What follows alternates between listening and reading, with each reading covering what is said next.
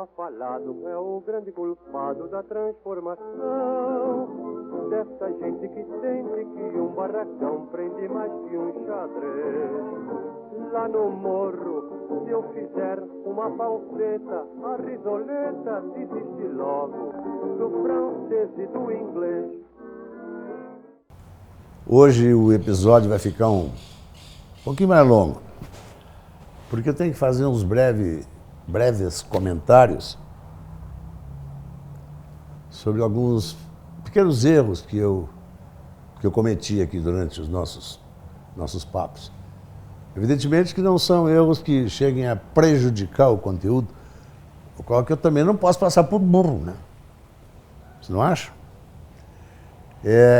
Por exemplo, lá atrás eu falei no Lavoisier, o físico. Lavoisier nunca foi físico. Lavoisier era químico, o pai da química.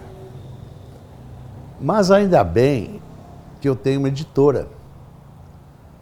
E a minha editora, a Lise, que depois, se ela concordar, eu vou mostrar o rostinho dela, é muito atenta e corrige. Então, às vezes, vocês ouvem uma coisa e leem na legenda outra. Ela trata de corrigir. Uma ocasião, eu troquei o nome daquele precursor do cinema, um dos precursores do cinema, o Meli, e eu falei Miele. Miele era o treinador do futebol do Colorado, de São Paulo, não sei o que vai.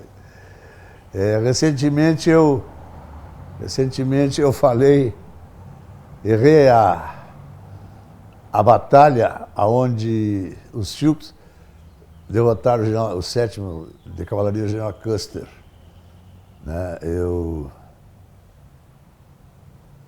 troquei as batalhas, mas a Mariseli corrigiu.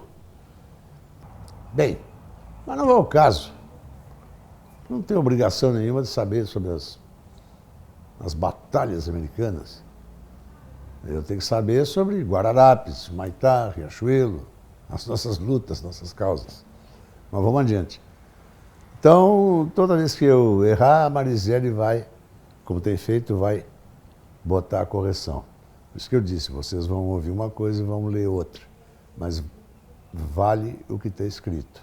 Outra ocasião, bem lá atrás, quando eu expliquei para vocês da minha preferência pelo cinema, eu disse que não havia teatro em Bagé.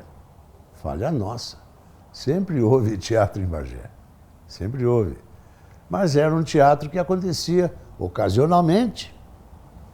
Apresentava uma peça, dali a um ano apresentavam outra. Então não havia um fluxo. E também nós recebíamos companhias de fora. Eu, menino, assisti grandes nomes do Teatro Nacional no Cine Avenida e no Cine Capitólio. Cacilda Becker, Rodolfo Meyer, Procópio Ferreira, Maria de la Costa, todos esses astros do teatro eu assisti em Bagé. Mas também era assim, era esporadicamente. E cinema não, cinema tinha todo dia. De 2 em 2 dias, de 3 em 3 dias mudava o filme. Então era uma coisa dinâmica, mais movimentada e acabava sendo, evidentemente, mais atraente. Até porque os conteúdos cinematográficos que a minha geração assistia, era tudo coisa leve, pegava leve. Era basicamente entretenimento. De vez em quando vinha um drama pesado, mas geralmente era entretenimento.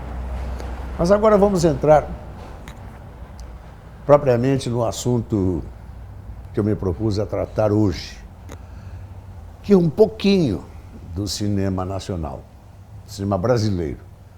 Porque se nós formos falar sobre o cinema brasileiro, nós teremos que falar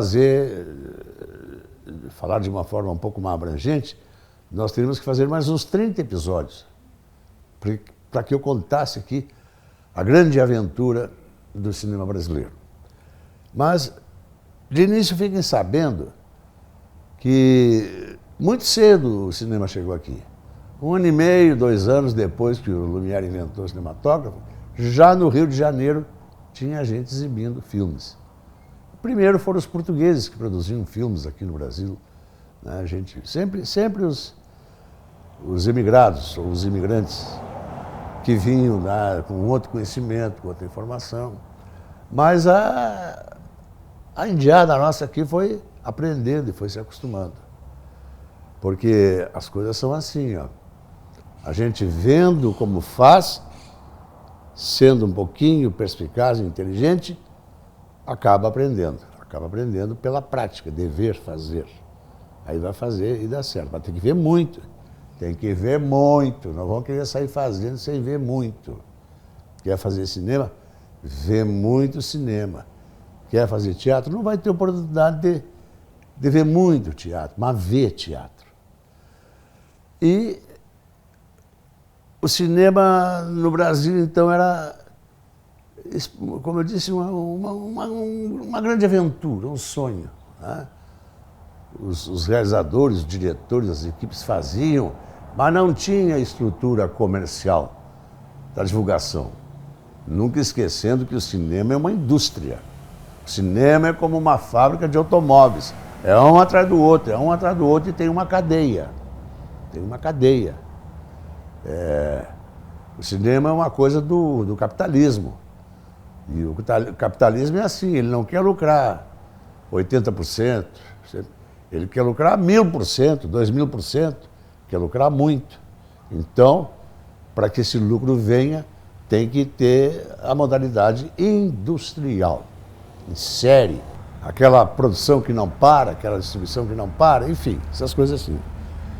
Mas aí, depois de muitos esforços, de muita luta, temos aí os pioneiros, tem o Mário Peixoto, com um grande filme brasileiro, O Limite, mas que é um filme de arte, um filme muito fechado, mas tecnicamente muito bom. Tem toda a produção do Humberto Mauro. Ela dizia que a escultura já vem dentro do bloco. É só você ir com o martelinho batendo assim, tem que ela vai saindo. Eu costumo dizer que o filme já está dentro da máquina. É só você focalizar, arrumar direitinho, apertar o botão e sai.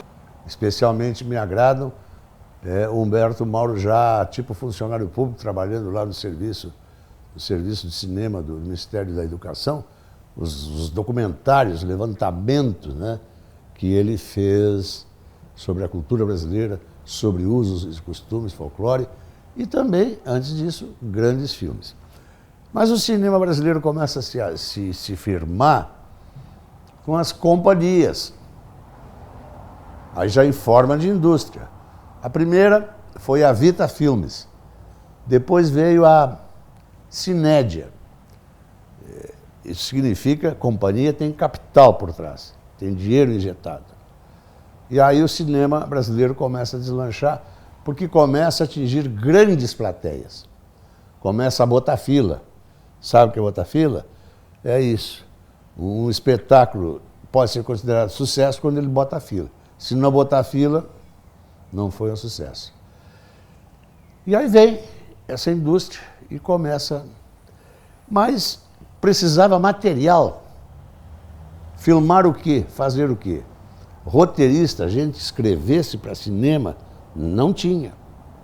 Então foram buscar nos grandes autores da literatura brasileira. Filmou-se Machado de Assis, Zé de Alencar, quase toda a obra, enfim, outros tantos, né? Escritores brasileiros foram adaptados para o cinema. Aí surge a Companhia Atlântida. Essa sim, uma companhia bem mais forte que a Cinédia e que a Vita Filmes de antes. Uma companhia bem mais forte, com estúdios próprios, com equipamentos. Com a Atlântida, a coisa começa a deslanchar.